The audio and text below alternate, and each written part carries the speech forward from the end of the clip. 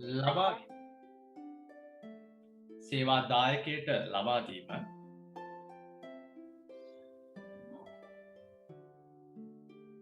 උඩුගත කිරීම නැත්නම් අප්ලෝඩ් ලෙසත්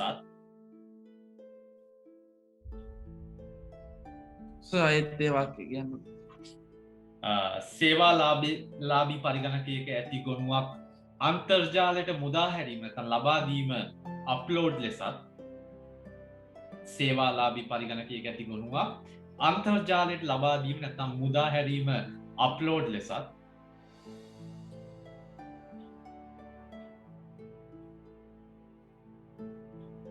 සේවාලාභී පරිගණක සේවාදායක පරිගණකයෙන් ගොනුවක් ලබා ගැනීම සේවා දායක පරිගණකයෙන් ගොනුවක් ලබා ගැනීම කියන්නේ සර්වර් කම්පියුටර් එකකින් අපි මොනවා හරි දෙයක් ලබා ගන්නවා නම්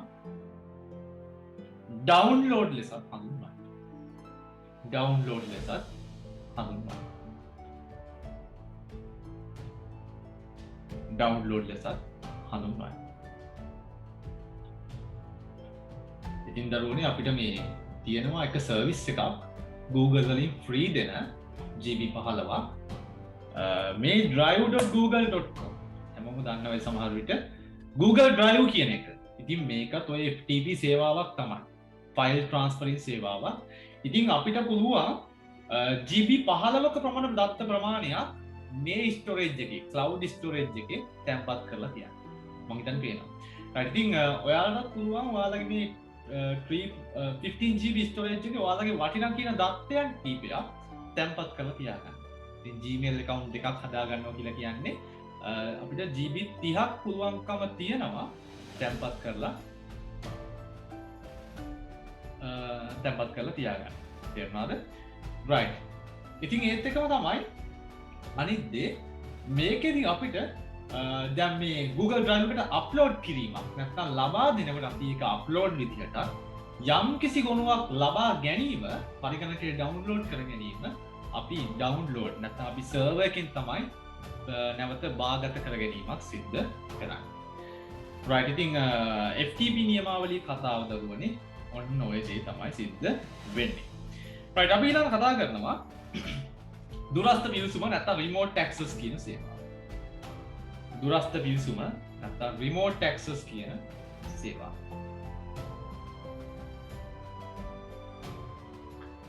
right remote access හරි remote access කියලා කියන්නේ දරුවනේ මේ අන්තර්ජාලයේ ඇති පරිගණකයක් අපිට පුළුවන් දුරස්ථව ඉඳලා පාලනය කිරීමක් කරන්න.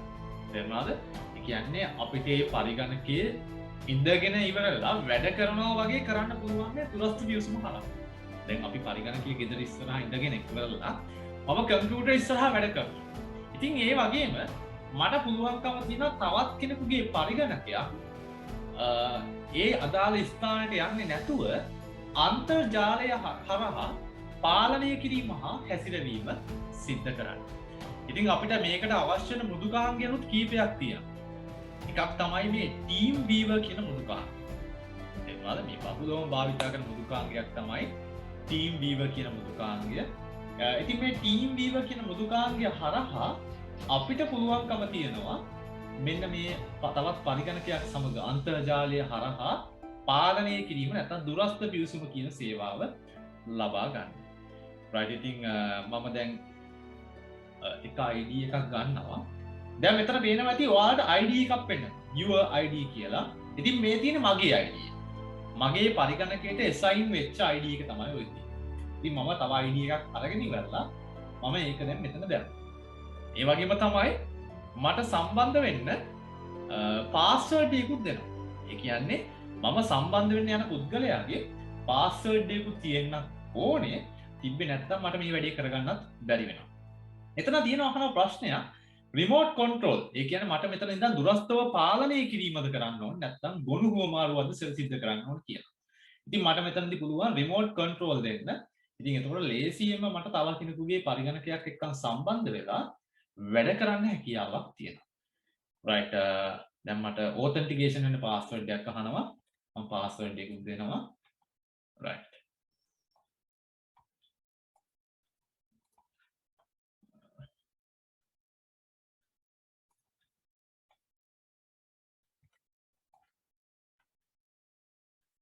හරි.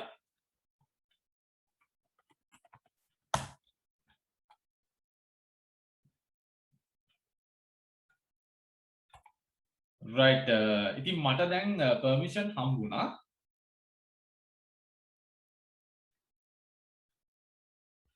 හරි. right ඉතින් මම දැන් ඉන්නේ මගේ පරිගණකයේ Linux operating system එකක් තියෙන්නේ. ඉතින් මම දැන් ඉන්නේ Windows පරිගණකයක ඔය remote access කියන නැත්නම් දුරස්ථ පිවිසුම කියන සම්බන්ධතාවය ලබාගෙන. තේරුණාද? ඉතින් මෙතනදී මට පුළුවන්කම තියෙනවා මගේ පරිගණකය මම එතන ඉඳන් වැඩ කරනවා වගේ තව කෙනෙකුගේ පරිගණකයට සම්බන්ධ වෙලා වැඩ කරන්න. ඉතින් මේ තියෙන්නේ මේ මිනිස්යාගේ ස්ක්‍රීන් එක. නේද? ඉතින් එයාගේ පරිගණකයට සම්බන්ධ වෙලා එයා එතන ඉඳන් වැඩ කරනවා වගේම භාවිතා කරන්න හැකියාවක් තියෙනවා මෙන්න මේ දුරස්ථ පිවිසුම. ඉතින් මේක ගොඩක්ම වැදගත් වෙන්නේ අපිට යම්කිසි මෘදුකාංග ආශ්‍රිත දෝෂයක් ආවොත් එහෙම නේද? අපිට අවශ්‍ය වෙනවා දැන් මේ වගේ කාලෙදී අවශ්‍ය වෙනවා සමහර ලාවට. දැන් software එකක් මොනවා හරි install කරගන්න බැරි වුණාට පස්සේ software එකක් download දෙනකොට මොනවා හරි issue එකක් එන්න පුළුවන්. නැත්නම් virus attack එකක් වෙන්න පුළුවන්. ඔය වගේ ඕනම තත්ත්වයකදී අපිට මේ මෘදුකාංගය භාවිතා කරලා ඉවරලා ෂණික පිළිතුරු නැත්නම් දෝෂ නිරාකරණය කිරීම එහෙම ටග් කාල කරන්න පුළුවන්. right ඉතින් මේ වගේ මට මේ පරිගණකයට මේ login වෙලා මට හැබැයි මේ login වෙන්න මට එයාගේ permission එකක් ඕනේ. අනිවාර්යයෙන්ම අවසරයකින් යුතුව තමයි මම ක්‍රියාත්මක වෙන්නේ. right ඒ වගේම අපිට පුළුවන් මේ පරිගණකයේ ඉඳලා ඒ පරිගණකයත් එක්කම ලිඛිත දේවල් පවා හුවමාරු කිරීමක් සිදු කරන්න. දැන් මගේ keyboard එක mouse එක පවා මෙතනදී භාවිතා කරන්න පුළුවන්.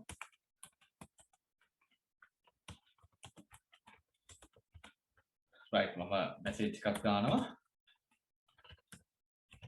right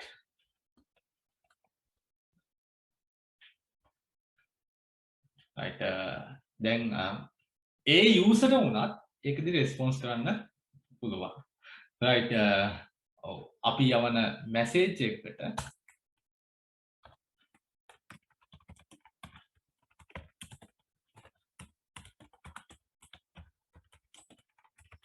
ප්‍රතිචාර දක්වන්න. right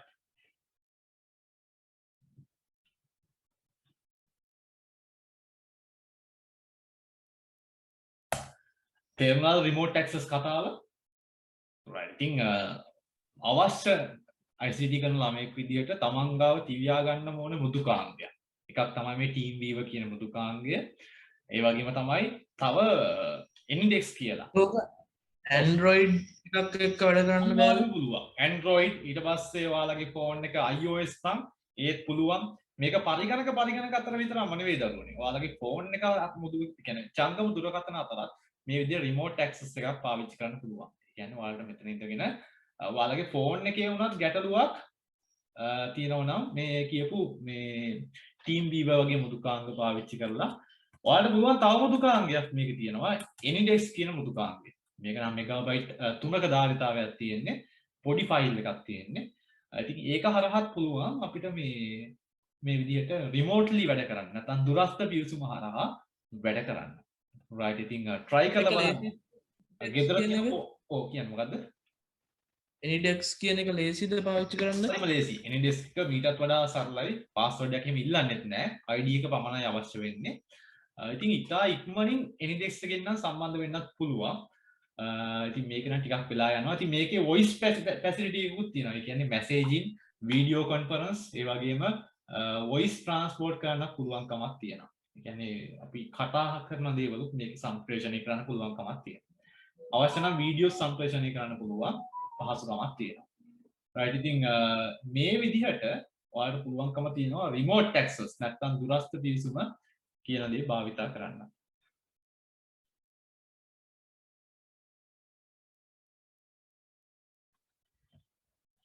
right අපි say bye කියලා ඉවරලා යමු.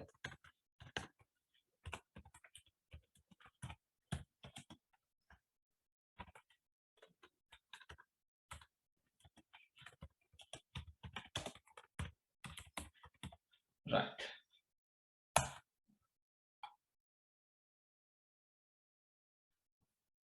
හරි session එක close වුණා.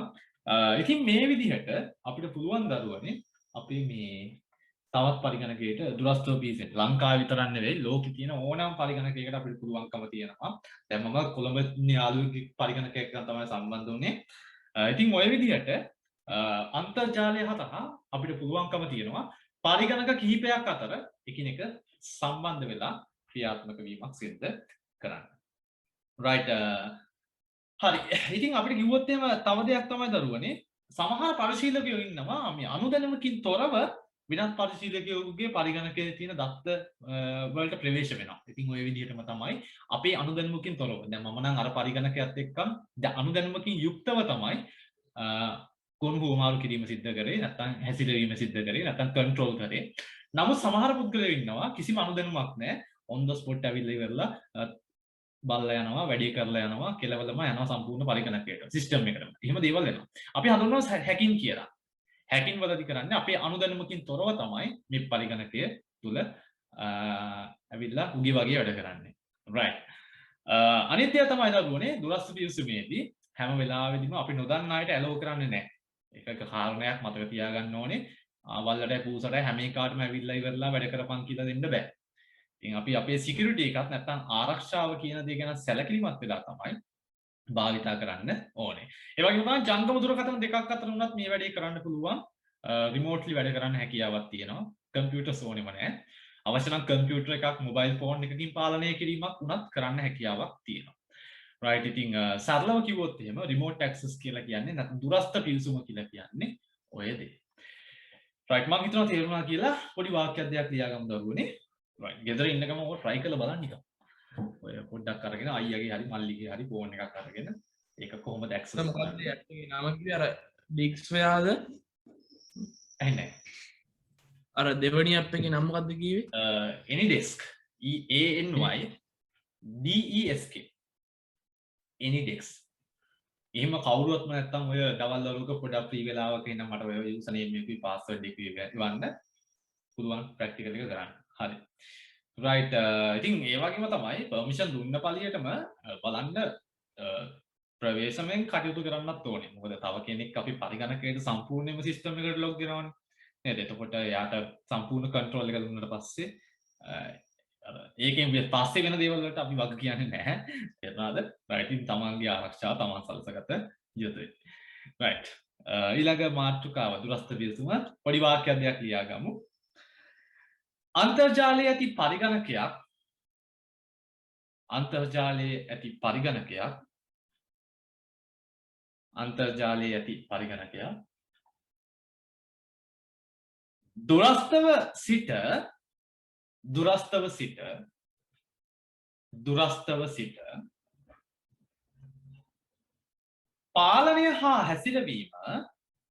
දුරස්ථව සිට පාලනය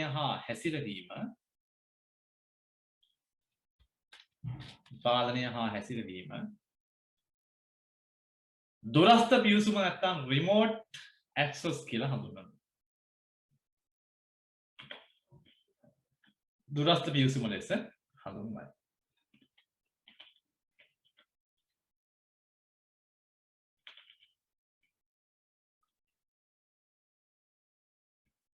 මෙහිදී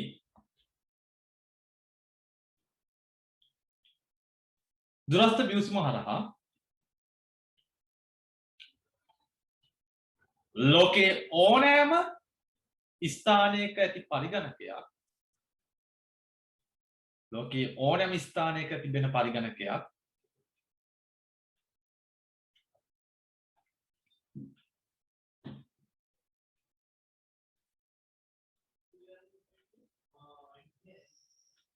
වෙත ඕනෑම ස්ථානයක තිබෙන පරිගණකයක් වෙත ප්‍රවේශ විය හැකියි.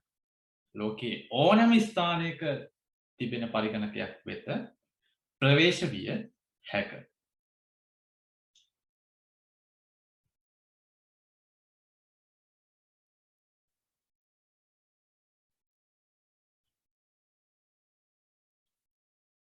මෙය භාවිතා කරනුයෙන් එකක් තමයි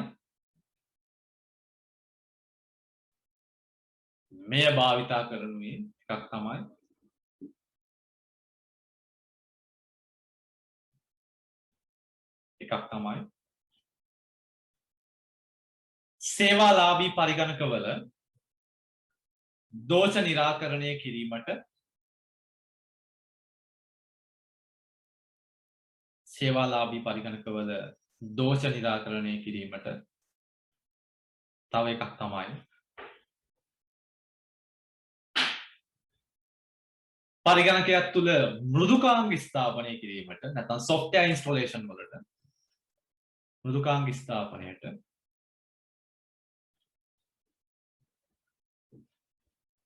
ඊළඟ තව උදාහරණයක් විදිහට අපිට කියන්න පුළුවන්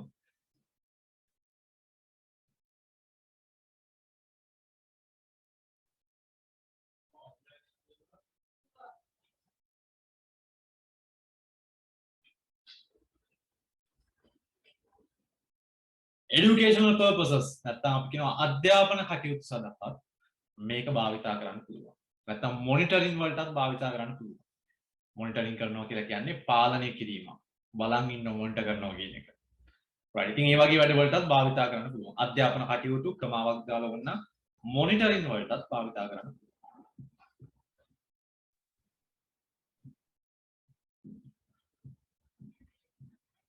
right. ඉතින් ඔය දේවල් තමයි දරුවනේ දුරස්ත පිවිසුමේදී කතා කරලා තියෙන්නේ. right. උදාහරණයක් දෙයක් ලියාගමු අපි. මෙහිදී අපට භාවිතා කළ හැකි මෘදුකාංග කීපයක් ඇති අතර තිබේ නැත්තම් එකක් තමයි team viewer කියන මෘදුකාංගය. team viewer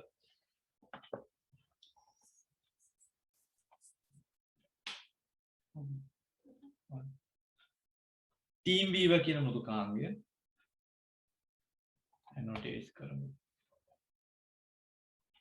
team viewer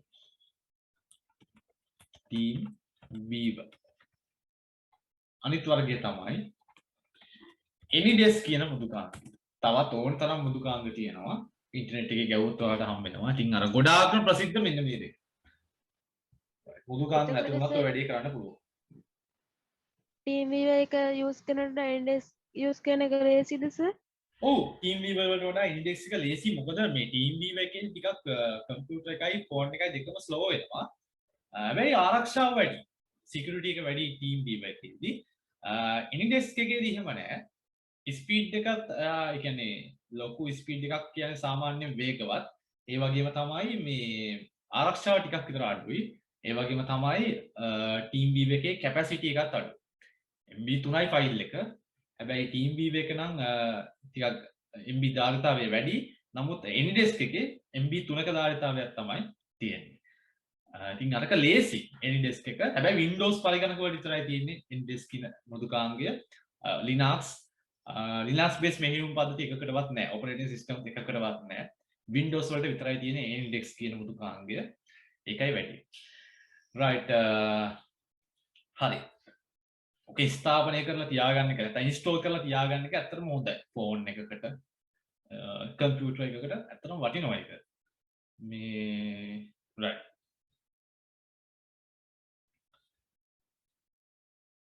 අපි එනවා ඊළඟට ගොනු බෙදා හදා ගැනීම ගැන කතා කරන්න. right. අපි ඒක ඊළඟ දවසේ කතා කරමු. මොකද හතරත් ළඟ හින්දා ඩේටත් ඉවරත් ළමයි කිව්නේ. හරි. අපි එහෙනම් ඊළඟ සතියේ සෙන්සුරාදා. ඒ කියන්නේ හෙට නෙවෙයි අනිද්දා නෙවෙයි ඉන්න අනිද්දා කියන සෙන්සුරාදා කතා කරනවා එතකොට ඊටු ටික. ගොනු බෙදා හදා ගැනීම, බහුමාධ්‍ය සැපයුම, සෙවුම් යන්ත්‍ර, වසම් නාම සේවාදායකී නැත්නම් ඩොමේන් නේම් සිස්ටම් එක, ඩොමේන් නේම් සර්වර් එක, ඒ වගේම තමයි විද්‍යුත් තැපෑල කියන ටොපික්ස් වලට එනවා. තේරුණාද? right. ඒත් එක්කම තමයි අපි ඊළඟ පාඩම විදිහට පටන් ගන්නවා බහුමාධ්‍ය භාවිතය නම් නෙවෙයි පටන් ගන්න හිතන් ඉන්නේ. තාම මේක තීරණය කරේ නැහැ. බහුමාධ්‍ය නෙවෙයි HTML පාඩමින් තමයි පටන් ගන්න. වෙබ් අඩවි සංවර්ධනය නැත්නම් වෙබ් අඩවි නිර්මාණය කියන පාඩමට යනවා මේකෙන් පස්සේ.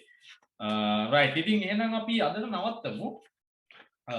මේකේ තියෙනවා තව සමාජීය ජාල, cloud ඒවා ටිකක් කරලා යන්න හොඳේ. right. එහෙනම් අපි අද නවත්තමු. ගැටලු මොනවා හරි තිබේද ලෙසන් එකේ? ගැටලු මොනවා හරි තිබේද? ප්‍රශ්න මොනවා හරි තිබේද? right. මම හිතන ප්‍රශ්න නැහැ කියලා එහෙනම්.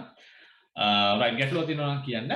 හරි එහෙනම් අපි අද නවත්තමු. අපි ඊළඟ දවසෙත් හම්බ වෙමු එහෙනම්. අපි ඊතුරු පාඩමේ ඉතුරු කොටසත් සමග හැමෝටම එහෙනම් අයබෝවන්.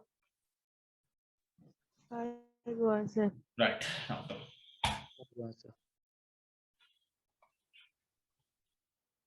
වෙබ් අඩවියක් ඔව් වෙබ් අඩවියක් තුලට යාමට නැත්නම් අපි කිව්වා මොනවා හරි සම්පතක් තුලට ප්‍රවේශ වීමට අන්තර්ජාලයේ තියෙන වීඩියෝ පටයක් වෙන්න පුළුවන් ඔඩියෝ එකක් වෙන්න පුළුවන් නේද කාගේ හරි මේ ෆයිල් එකක් ගොනුවක් වෙන්න පුළුවන් ඉතින් ඕනෑම දෙයකට ප්‍රවේශ වෙන්න අපිට ඕනේ කියලා අපි කිව්වා URL නැත්නම් Uniform Resource Locator නැත්නම් ඒකාකාර සම්පත් නිශ්චායකය කියන දේ නේද ඉතින් මේ URL එක තුලින් තමයි අපි ඕනෑම දෙයකට සම්බන්ධ වෙන්නේ. දැන් ඔයාලට දැක්කින් නැති මම ක්ලාස් එකේ පවත්වනවා කියපු ලින්ක් එකත් ඒකත් URL එකක්. ඉතින් මේ URL එක තුලින් ඔයාලට පහසුකම ලැබෙනවා සම්පතක් තුලට ගමන් කරන්න. නැත්නම් රිසෝස් එකක් අනන්‍යව හඳුනා ගන්න. ඉතින් මේ ලින්ක් එක ක්ලික් කරොත් එහෙම වෙන කාගේත් ක්ලාස් එකකට යන්නේ නැහැ. ඒකට ප්‍රවේශ වෙන්න පුළුවන්කම තියෙන්නේ මගේම ක්ලාස් එකට පමණයි. ඉතින් ඒක අනන්‍යව හඳුනා ගැනීමට භාවිතා කරන එක ක්‍රමවේදයක් කියලා හඳුන්වන්න පුළුවන්. ඉතින් අපි කිව්වා ඒක Uniform Resource Locator කියන නමින් තමයි හඳුන්වනවා කියලා. ඒත් එකම අපි කිව්වා මේ අන්තර්ජාලයේ තුල මේ තියෙන URL එක ප්‍රධාන වශයෙන් අපි කිව්වා මේ පොඩි පොඩි ලක්ෂණ ටිකක් නැත්තම් කෑලි බෑලි ටිකක් තියෙනවා ඇත්තම කතාව. ඉතින් ඒවා අපි කිව්වා මේ HTTP කියලා නියමාවලියක් මේ URL එකක් තුල තියෙනවා කියලා අපි ඉගෙන ගත්තා. ඒ වගේම තමයි අපි කිව්වා මේ World Wide Web නැත්තම් විශ්ව විසිරි වියමන කියන සේවාව හරහා තමයි අපිට මේ අන්තර්ජාල සම්බන්ධතාවය ලැබෙන්නේ කියලා අපි කතා කරා. ඒ වගේම වසම් නාමය නැත්තම් edupub.gov.lk කියලා කියන්නේ මොකක්ද කියලාත් අපි කතා කරා. ඉතින් ඒකෙන් තමයි අපි කිව්වා වෙබ් අඩවියක් නැත්තම් වෙබ්සයිට් එකක් අනන්‍යව අපි හඳුනා ගන්න කියලා කතා කරා. ඒ වගේම ict.pdf කියලා ඉවරලා තියෙනවා කියලා කිව්වා සම්පත් ගොනුවක් මේ URL එකේ. ඉතින් අපිට PDF එකක් ආකාරයේ ගොනුවක් ඩවුන්ලෝඩ් කරගන්න ඕන නම් ඉතින් මේ තියෙනවා මෙතන සම්පත. ඒ සම්පතට යන මාර්ගය තමයි මේ තියෙන e-books English කියන පාත් එක. ඉතින් ඒ route එකේ ගිහිල්ලා ඉවරලා තමයි දරුවනේ අපි මෙන්න මේ ict.pdf කියන එක ඩවුන්ලෝඩ් කරගන්න කියලා අපි ඉගෙන ගත්තා. right ඉතින් ඒත් එක්කම අපි කතා කරා IP ලිපිනයක් කියන්නේ මොනවද කියලා. කතා කරා නේද? කරාද? කරාද බොල? IP ලිපින කතා කරාද? කරාද? හම්මේ මේකේ ළමයි මොනවද වෙලා තියෙන්නේ? ගෑනු ළමයි වෙලා වගේ ඔක්කොම කොල්ලෝ ටිකයි කෙල්ලෝ ටික නම් කොහොමද කෙල්ලෝනේ? කොල්ලෝ ටිකත් කෙල්ලෝ වෙලාද? ඈ? කතා කරන්න එපා කියලා තියෙන කියලා කතා කරා කතා කරා ඉතින් අන්තයක් එක්ක හරි හිටියා හරි ඊට පස්සේ අපි කිව්වා මේ අන්තර්ජාලයේ IP ලිපින ගැන කතා කරද්දී IP ලිපින වර්ග දෙකක් තියෙනවා IPv4 සහ IPv6 කියලා ප්‍රධාන වර්ග දෙකක්. ඉතින් IPv4 ගැන කතා කරද්දී IPv4 කියලා කියන්නේ ඔව් 0 සිට 255 දක්වා වූ අගයන් පමණයි නිරූපණය කරන්න පුළුවන් IP ලිපිනයකට. ඒ වගේම මේකෙදී අගයන් 4ක් භාවිතා කරනවා. බයිට් 4ක් භාවිතා කරනවා. බිටු 8ක් බයිට් 1යි කියලා අපි ඉගෙන ගන්නවා. බිට් 8ක් තමයි බයිට් එකක්. ඉතින් ඒ වගේ බයිට් 4ක කොටසකින් තමයි IP ලිපිනයක් හැදෙන්නේ. උදාහරණයක් විදිහට කිව්වොත් එහෙම annotation එක අරගෙන මේ තියෙන එක බයිට් එකක්, මේ තියෙන තව බයිට් එකක්, මේ තියෙන්නේ මේ තියෙන තවත් බයිට් එකක්, මේ තවත් බයිට් එකක්. ඔය විදිහට බයිට් 4කින් තමයි බිටු 32කින් තමයි මේ IP ලිපිනය නිර්මාණය වෙන්නේ කියලා අපි ඉගෙන ගන්නවා. right ඉතින් ඒත් එකම අපි කිව්වා අන්තර්ජාලයට සම්බන්ධ වෙනකොට දරුවනේ අනිවාර්යයෙන්ම අපිට කොහේ ගියත් නැතත් IP ලිපිනයක් ලැබෙනවා කියලාත් අපි කිව්වා. මතක ඇති. ඒත් එකම අපි කිව්වා මේ IP ලිපිනය ලබා දෙනකොට මේක ISP කියන අපි නැත්නම් ඉන්ටර්නෙට් සර්විස් ප්‍රොවයිඩර්ස් ලා විසින් තමයි මෙන්න මේ කියපු IP ලිපිනය අපිට ලබා දෙන්නේ කියලාත් අපි කතා කරා.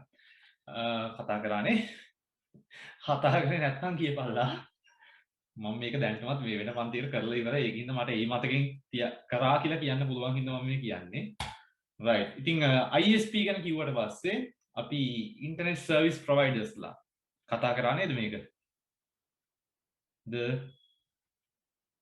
කතා කරා right ඉතින් ISP ලා ගැන තමයි කතා කරගෙන හිටියේ ඉතින් ISP ලා කියලා කියන්නේ ලාභ නොලබන එහෙම නෙවෙයි හොඳට ලාභ ලබන තේරුණාද ISP ලා එහෙම කියලා කියන්නේ නැත්නම් ඉන්ටර්නෙට් සර්විස් ප්‍රොවයිඩර්ස් ලා අන්තර්ජාල සේවා සපයන්න කියලා කියන්නේ මේ ලාභ ලබන්නේ නැති උන් නෙවෙයි හොඳට ලාභ ලබනවා සෑහෙන කෝටිපති ප්‍රකෝටිපති වගේ උන් තමයි ISP ලා කියලා කියන්නේ. ඉතින් එයාලා මේ අන්තර්ජාල සම්බන්ධතාවය අපිට මේ ගෙවීමකින් තොරව දෙන්නේ නැහැ. ගෙවීමක් කරාට පස්සේ ලබා දෙනවා.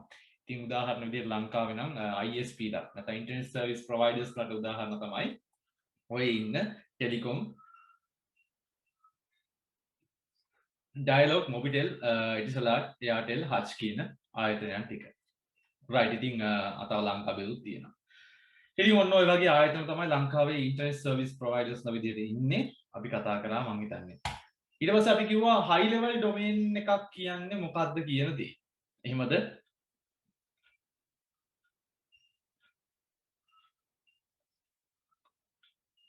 කිව්වද? හයි ලෙවල් ඩොමේන් එකක් නැත්නම් ඉහළ වසම් නාමය කියන දේ.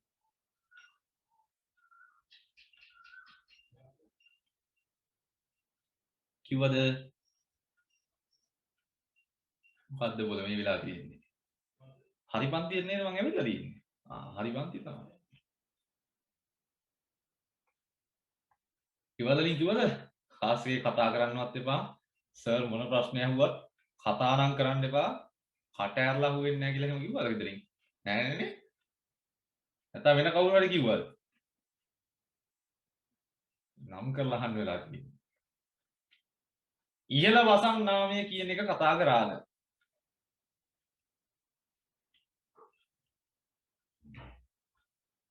අයියෝ. ඔව් නේ සර් කතා කරා. ඔව් නේ බා උඹලා ආර මිනිස්සුක ඔව් නේ කියලා අහන්නේ. ඔව්ද නැද්ද? නැත්නම් ඔව් නේ කියන්න එපා. කතා කරා. ඔව් සර් කතා කරා. right. එතකොට ඒක ශේෂ්ත්‍රය හා රට අණුව කියලා ප්‍රධාන වර්ග දෙකක් තියෙනවා කියලාත් කතා කරා. ඊට පස්සේ අපි කතා කරා වසම් නාමය කොහොමද අඳුරගන්නේ කියලා කතා කරා.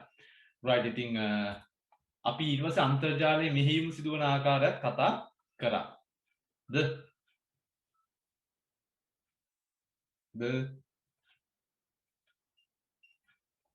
කතා කරා. ඊට පස්සේ අපිට තියෙනවා අද මේ නියමාවලි protocols කියලා කතා කරන්නද? එහෙමද ඒකත් කතා කරාද? ඒකත් කතා කරා. මට මතකයි post office එක කොහෙද තියෙන කියලා ඊට පස්සේ හන්දියේ තියෙනවා කියලා කිව්වනේ කවුරුහරි. right. ඉතින් ඒකත් කතා කරා. මම හිතන්නේ අද client server model එක තමයි තියෙන්නේ. හරි නේද?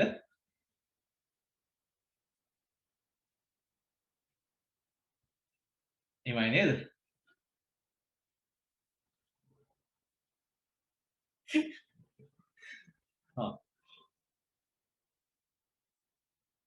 right client server model එක ගැන කතා කරද්දී client server ආකෘතිය නැත්නම් client server model එක කියලා කියන්නේ මේ දන්නවා අපි කඩේකට ගියාට පස්සේ නේද?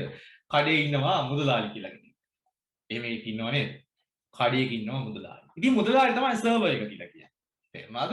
ඉතින් client ලා කියලා කියන්නේ හරියට මේ අහිංසක අපි වගේ ප්‍රාතිභෝගිකයෝ තමයි මේකේ client.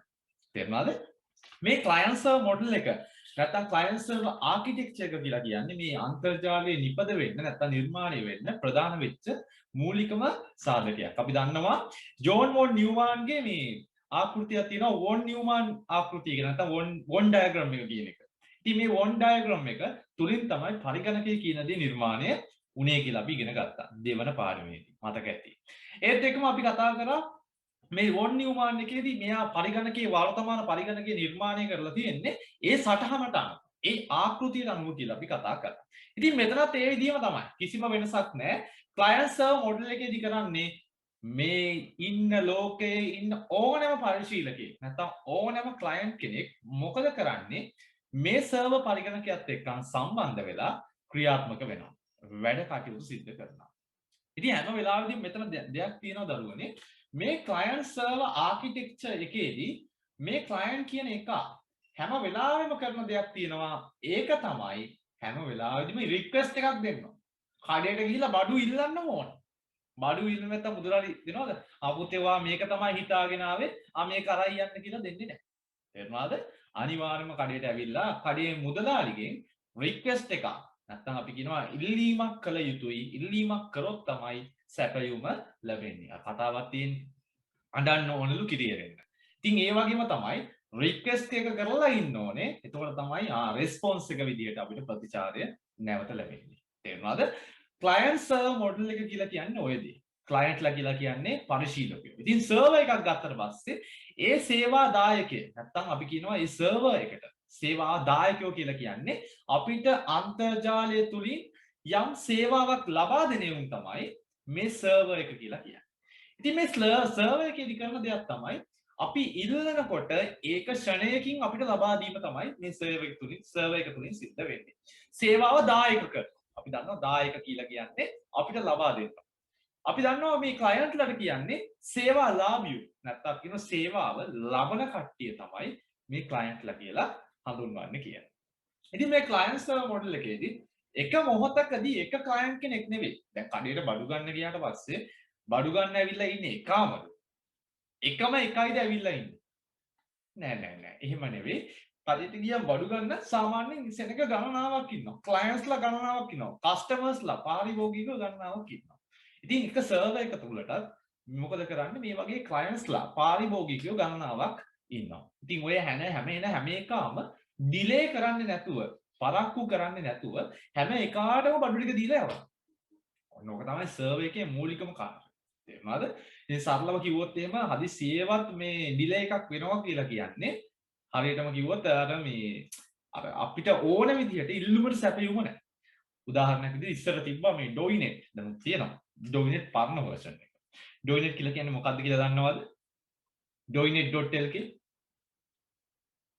ඩොයිනෙට්.lk again what's it? ඩොයිනෙට්.lk දන්නේ නැද්ද? යාමුදුරුවනේ. ඩොයිනෙට්.lk කියලා කියන්නේ මොකක්ද? right. I think ඩොයිනෙට්.lk කියලා කියන්නේ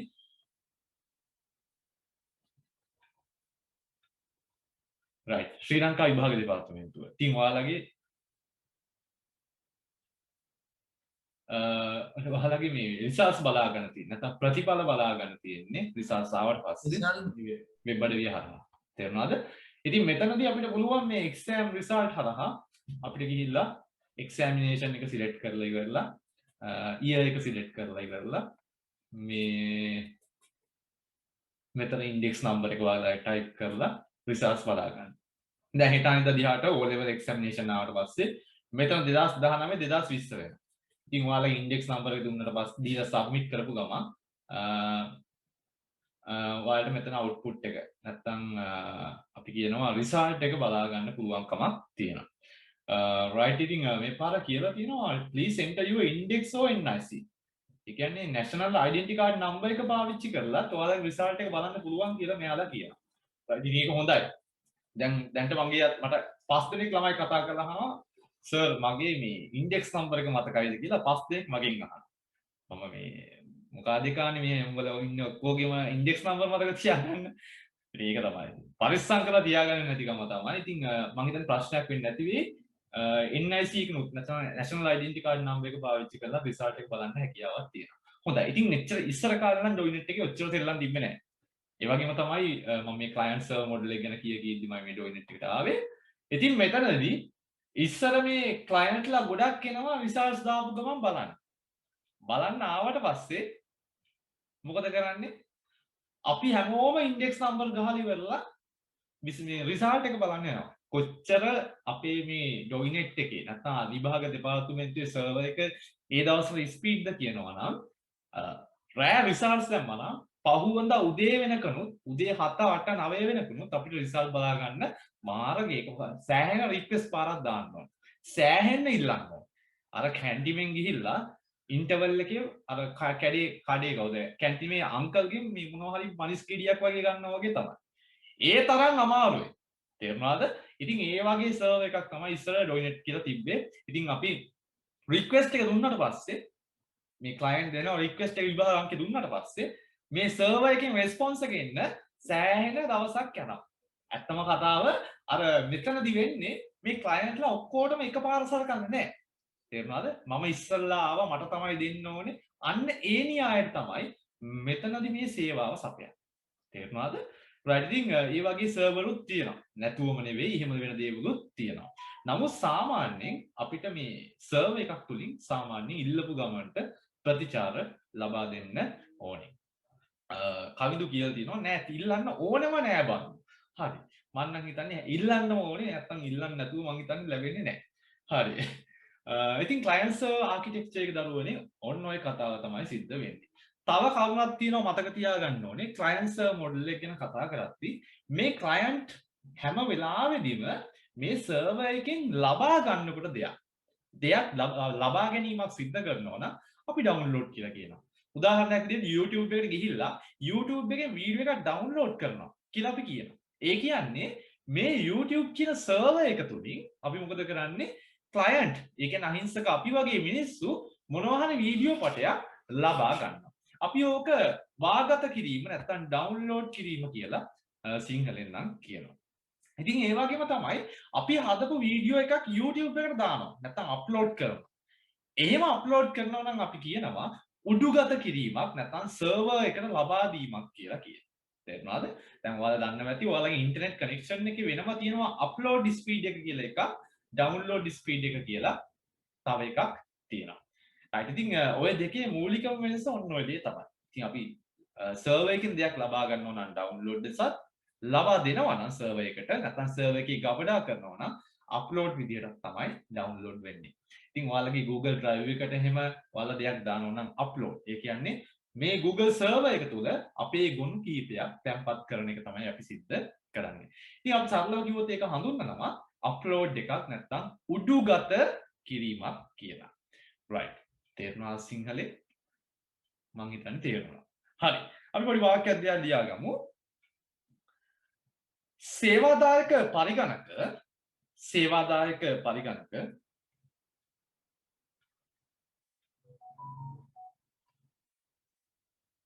සේවාදායක පරිගණක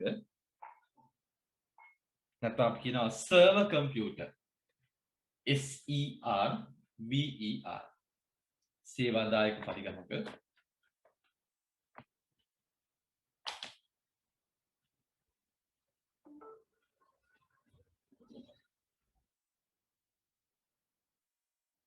සේවාදායක පරිගණක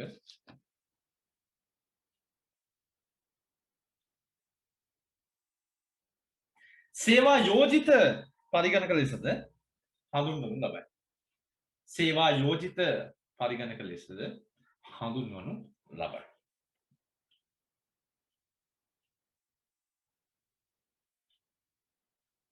අහබව පොඩ්ඩක් කියනවාද?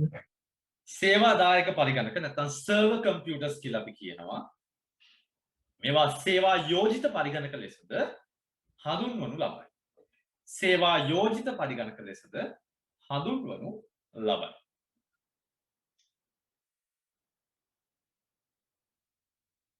මෙමගින්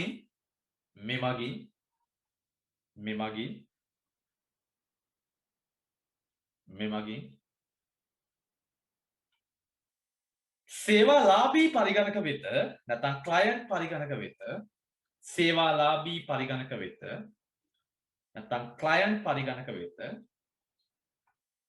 මේවා සේවාලාභී නැත්නම් ක්ලයන්ට් පරිගණක වෙත අවශ්‍ය සම්පත් බෙදා දෙනු ලැබේ. අවශ්‍ය සම්පත් බෙදා දෙනු ලැබේ. අවශ්‍ය සම්පත් බෙදා දෙනු ලැබේ.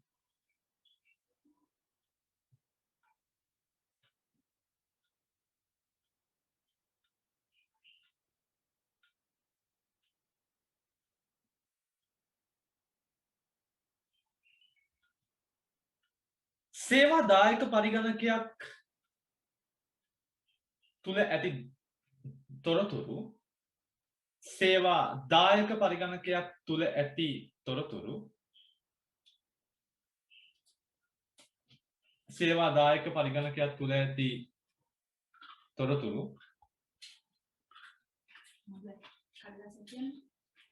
සේවාදායක පරිගණකයක් තුල ඇති තොරතුරු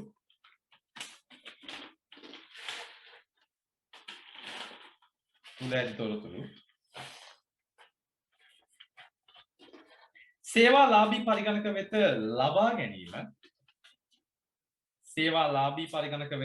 ලබා ගැනීම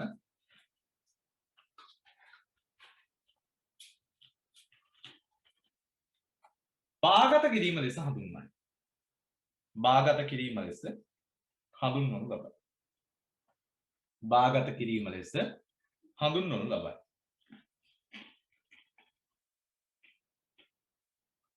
අපි කියනවා දරුවනේ මේ බාගත කිරීම කියන දෙයට ඩවුන්ලෝඩ් කියලා.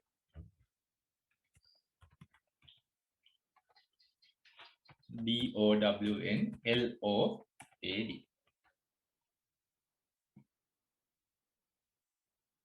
සේවාලාභී පරිගණකවල ඇති ක්ලයන්ට් පරිගණකවල ඇති සේවාව ලබන්නාගේ පරිගණකයේ ඇති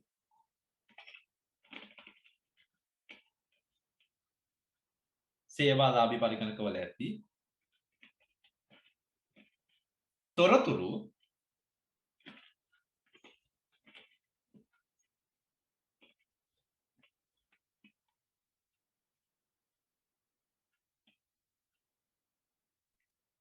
සේවාලාභී පරිගණකවල ඇති තොරතුරු සේවාලාභී පරිගණකවල ඇති තොරතුරු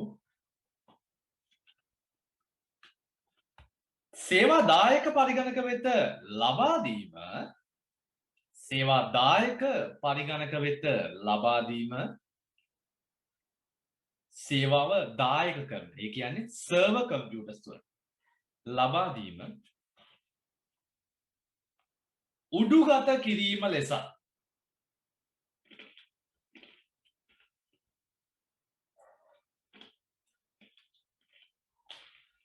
උඩුගත කිරීම ලෙස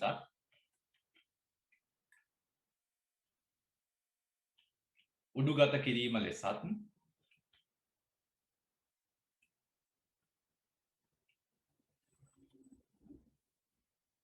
උඩුගත කිරීම ලෙසත් නැත්නම් අපි කියනවා අප්ලෝඩ් කියලා. right මෙතන තියෙනවා හරි ඒක නේකම අපි කරමු. උඩුගත කිරීම නැත්නම් අපි කියනවා මේකට දරුවනේ අප්ලෝඩ් කියලා. අප්ලෝඩ් කියලා කියන්නේ. උඩුගත කිරීම ලෙසත් නැත්නම් අප්ලෝඩ් කියලා කියනවා. හඳුන්වනු ලැබේ. ඒ අනුව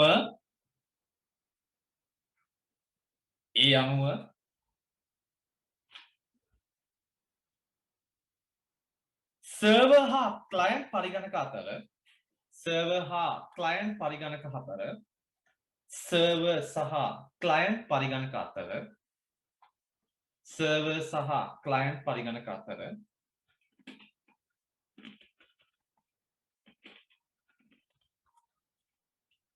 තොරතුරු දෙදිශාවටම හුවමාරු වේ. තොරතුරු දෙදිශාවටම හුවමාරු වේ.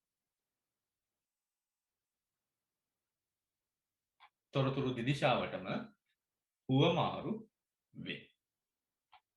right හරි.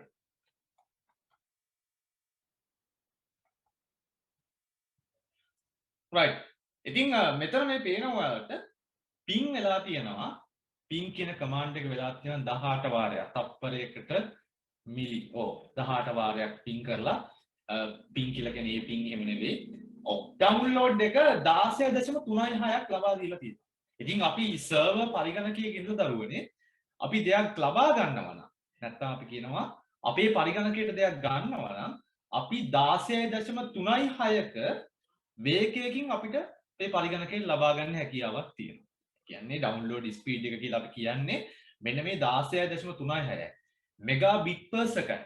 මෙගාබයිට් එහෙම නෙවෙයි මෙගාබිට් per second වලින් තමයි අපි ඒක ඩවුන්ලෝඩ් කරන්න වෙන්නේ. ඒ කියන්නේ ස්පීඩ් එක 16.36ක ප්‍රමාණයක් තියෙනවා.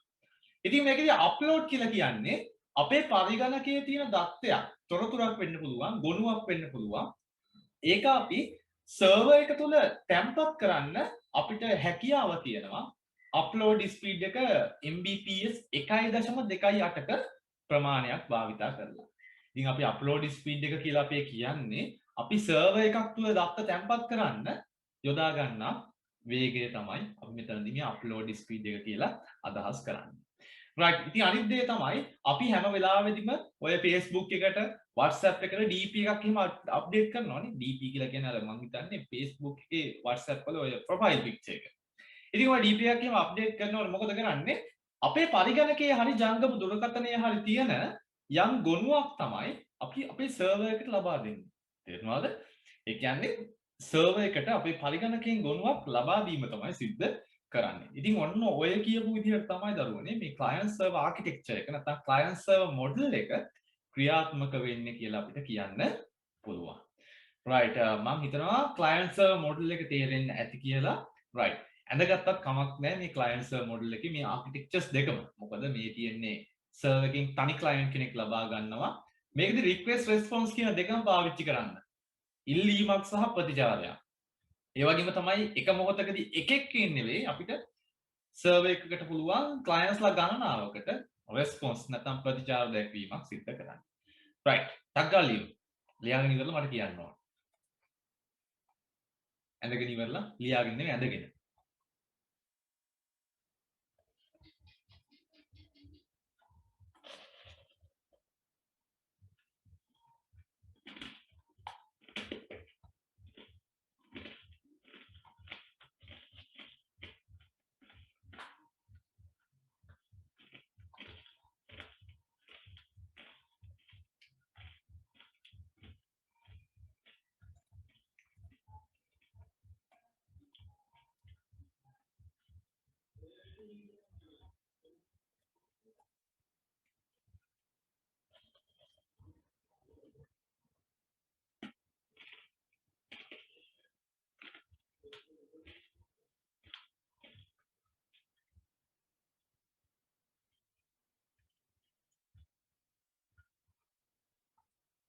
හරිද? ඇඳගත්තද දරුවනේ?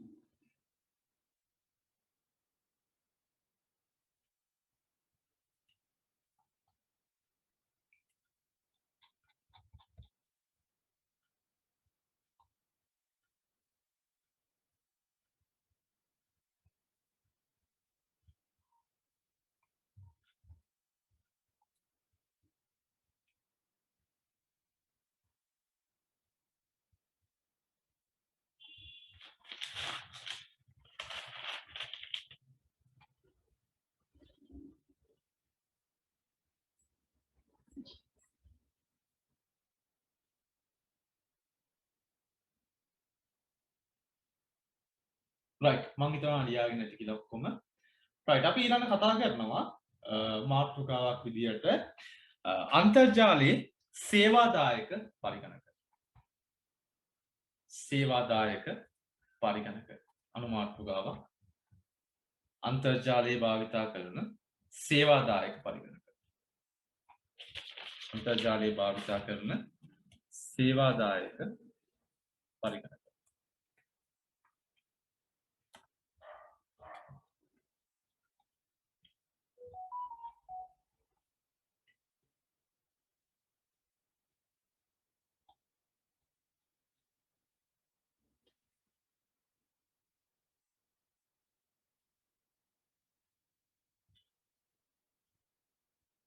right හරිද?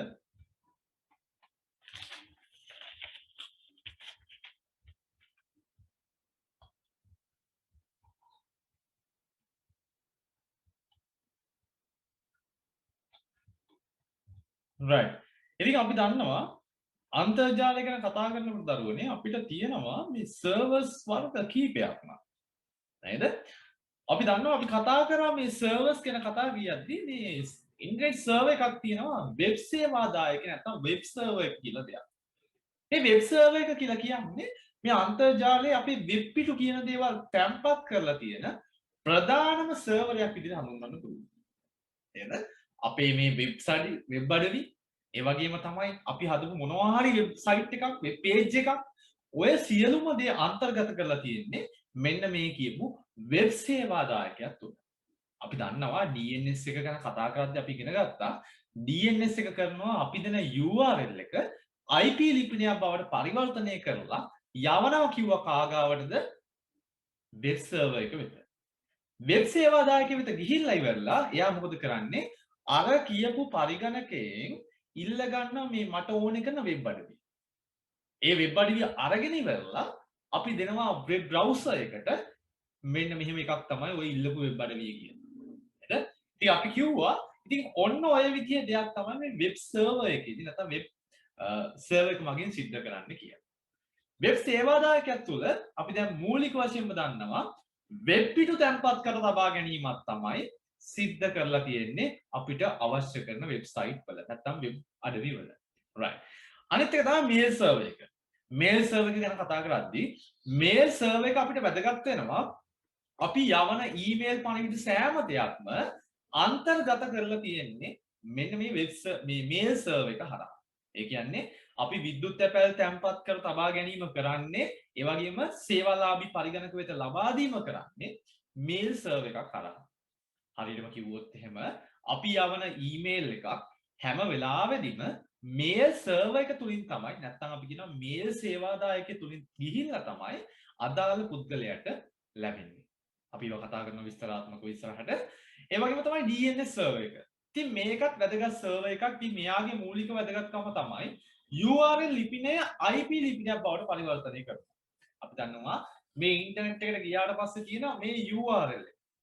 මේ ඩොයිනෙට් නම් මෙන්න මෙතන මේ තියෙන URL එක. මේක තමයි මේකේ භාවිතා කරන URL එක නැත්නම් අපි කියනවා ඒකාකාර සම්පත් නිශ්චායක නැත්නම් යුනිෆෝම් රිසෝස් ලොකේටර් එක. ඉතින් ඒකෙන් තමයි අපි කිව්ව මේ යම්කිසි රිසෝස් එකක් අනන්‍යව හඳුනාගන්න කියන්නේ.